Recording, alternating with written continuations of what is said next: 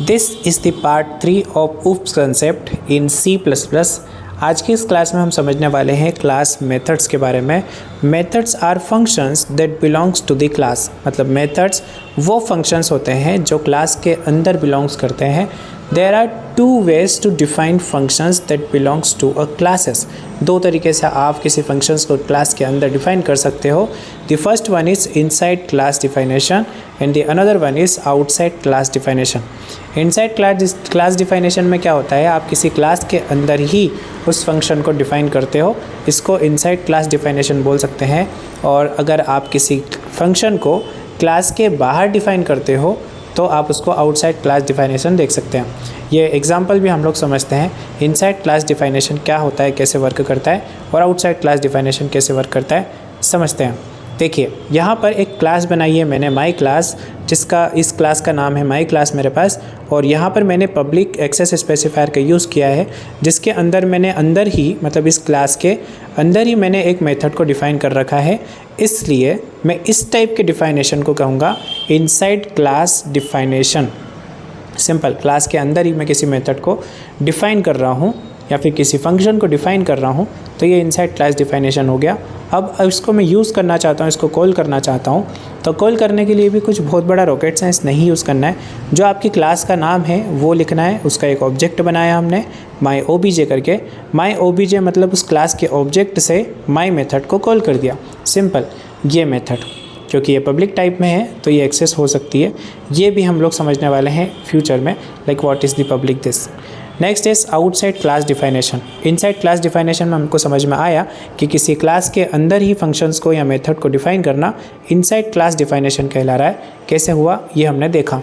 Next समझते हैं हम लोग आउटसाइड क्लास डिफाइनेशन। इसका मतलब क्या है, ये हमारे पास एक क्लास है माई क्लास, और यहाँ पे ने पब्लिक टाइप में वॉइड में लिखा है मैंने माई मेथड। सिर्फ मैंने इस क्लास को या फिर इस फंक्शन इस क्लास के अंदर जो मेथड है या फिर इस फंक्शन को मैंने सिर्फ डिफ़ाइन कर रखा है, डिक्लेयर कर रखा है already. I just declare this method here, मतलब इस क्लास के अंदर मैंने एक मेथड माई मेथड इसको डिक्लेयर कर रखा है और इसको मैं define outside of this class करूँगा, मतलब इस क्लास के बाहर मैं इसको डिफ़ाइन करूँगा। तो इसी को आउटसाइड क्लास डिफाइनेशन कहते हैं। कैसे, क्लास है, यहाँ पर एक मेथड मैंने डिक्लेयर कर रखी है एंड इस मेथड को मैं डिफ़ाइन करना चाहता हूँ बाहर, तो मुझे कुछ इस टाइप से लिखना पड़ेगा। कैसे, वॉइड जो कि मेथड रिटर्न टाइप है, किसी के कोई भी रिटर्न नहीं करेगी मेथड, इसलिए हमने वॉइड लिखा। और माई क्लास क्या है, इस क्लास का नाम, and then scope resolution here my method, ये मेथड का नाम है। ये जो डबल कॉलन लगा है इसको स्कोप रिजोल्यूशन बोलते हैं।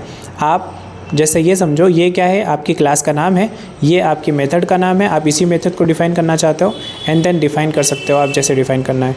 कुल मिलाकर यहाँ इतना सा डिफरेंस है कि हम क्लास के अंदर किसी मेथड को सिर्फ डिक्लेयर कर रहे हैं और क्लास के बाहर हम यहाँ पे डिफ़ाइन कर रहे हैं। ये मैंने लिखा माई क्लास इसलिए क्योंकि इस पर्टिकुलर कोड में मल्टीपल क्लासेस हो सकती है और मल्टीपल क्लासेस के अंदर ऐसी मल्टीपल मेथड्स डिक्लेरेशन हो सकती है ना, मतलब मल्टीपल क्लासेस को नीड होगी कि मुझे आउटसाइड क्लास डिफाइनेशन चाहिए, तो फिर हमको बताना पड़ेगा कि किस क्लास के लिए आप इस मेथड को डिफ़ाइन कर रहे हो। फॉर दिस हमें लिखना पड़ेगा क्लास का name, scope resolution, my method या मेथड का नाम, एंड देन आपके अकॉर्डिंग डिफ़ाइन कर दो। तो ये मेथड क्या करेगी, ये सी आउट करेगी हेलो वर्ल्ड।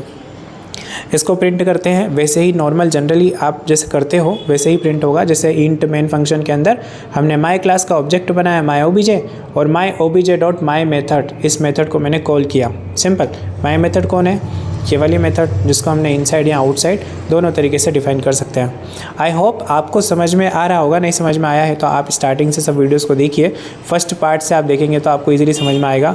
अब यहाँ पर एक प्रॉब्लम आती है which is with the parameters, मतलब अगर मुझे इन फंक्शंस में पैरामीटर्स देने हुए तब क्या करूँगा मैं, तब भी आप इसी तरीके से कर सकते हो। देखो यहाँ पर मैंने यही किया हुआ है, एक क्लास है मेरे पास कार, जिस क्लास के अंदर एक मेथड है मेरे पास स्पीड, और इस स्पीड मेथड के अकॉर्डिंग ये एक पैरामीटर लेगा मैक्स स्पीड करके, एक इंटीजर वेरिएबल।